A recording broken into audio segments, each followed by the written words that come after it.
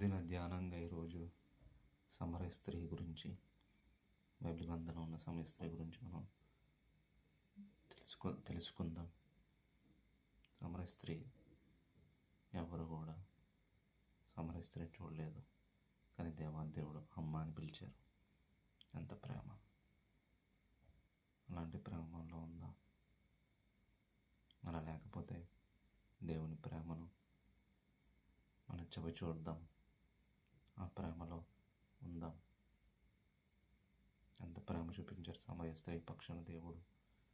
ఈరోజు కూడా మనం కూడా ఇతర పక్షాన మన ప్రేమని వెల్లడిపరుద్దాం.